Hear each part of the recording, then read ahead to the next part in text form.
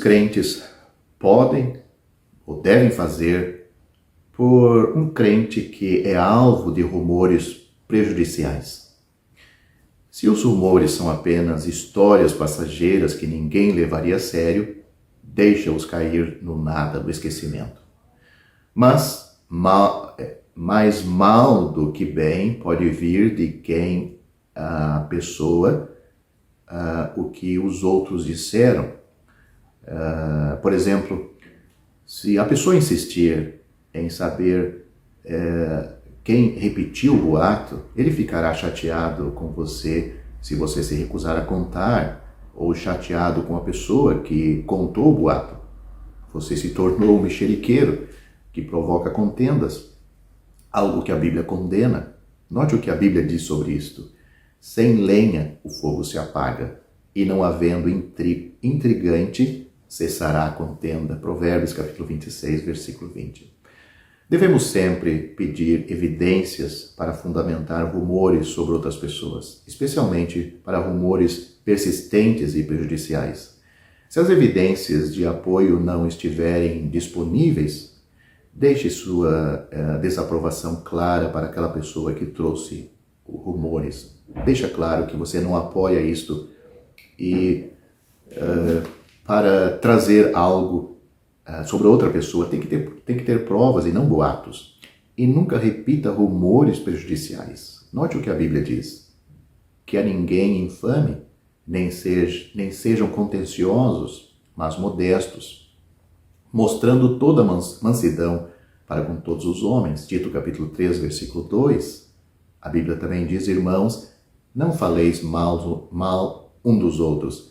Quem fala mal de um irmão e julga seu irmão, fala mal da lei e julga a lei.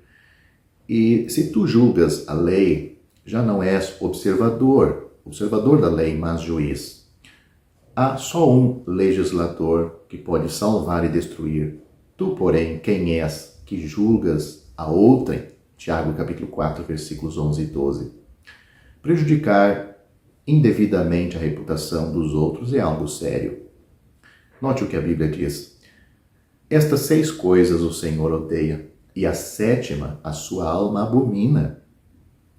Então, as 6 coisas são olhos altivos, língua mentirosa,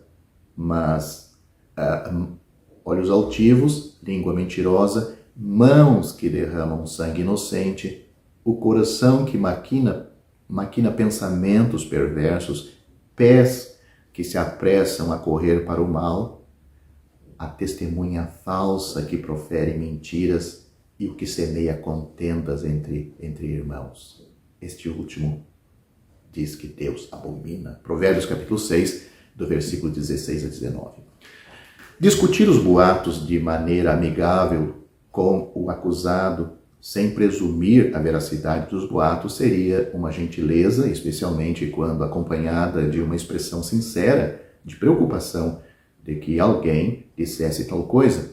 Isso tornaria mais fácil para o indivíduo admitir que o boato é verdadeiro ou parcialmente verdadeiro, ou então afirmar que é totalmente falso. Dependendo de sua seriedade, você pode até mencionar as provas de apoio que lhe foram fornecidas. Toda tentativa deve ser feita para conter o problema.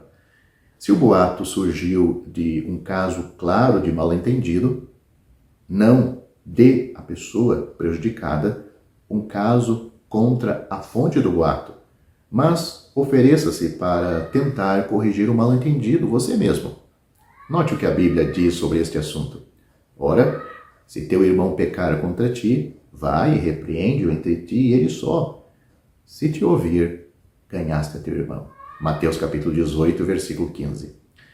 Se o boato parece ser verdade e envolve questões de interesse da Assembleia, ou seja, da igreja local, o crente é responsável por ir a um ancião e informá-lo com bondade, humildade, confidencialidade e cuidado. Se o crente não informasse a liderança da Assembleia, ele seria responsável por cobrir indevidamente o pecado, ou seja, não é o próprio crente que errou, que está comunicando, mas aquele que tomou conhecimento. Se aquele crente não foi ainda o crente que cometeu o pecado, o erro, ele está errado. Mas no momento que eu tomo conhecimento de um erro e tenho provas disto, posso ter ido falar com aquele irmão. O correto é informar os anciãos da igreja. Isso não é fofoca? É uma bondade equivocada apoiar um crente em pecado contra Deus. Note o exemplo disso em Atos capítulo 5, onde tem a história de Ananias e Safira, um casal que um apoiou o erro do outro. Os dois morreram por causa disto. Quando os anciãos ficam sabendo de um possível problema, eles são responsáveis por investigar minuciosamente. Pode ler isso em Provérbios capítulo 25, versículo 2, visitar a pessoa e orientar a assembleia a agir de acordo com os fatos. O crente que transmitiu a informação aos anciãos não tem mais responsabilidade e deve se submeter ao julgamento deles. A Bíblia orienta isto, note. Obedecei a vossos pastores. Eu quero frisar aqui, não é um pastor na igreja, a Bíblia fala de pastores. Esses homens são os anciãos, e sujeitai-vos a ele, porque velam por vossas almas, como aqueles que hão de dar conta delas, para que o façam com alegria, e não gemendo, porque isso não vos seria útil. Hebreus capítulo 13, versículo 17. O que os crentes podem fazer por um crente que é alvo de rumores prejudiciais? Se os rumores são apenas histórias passageiras, que ninguém leva a sério, deixa-os cair no nada.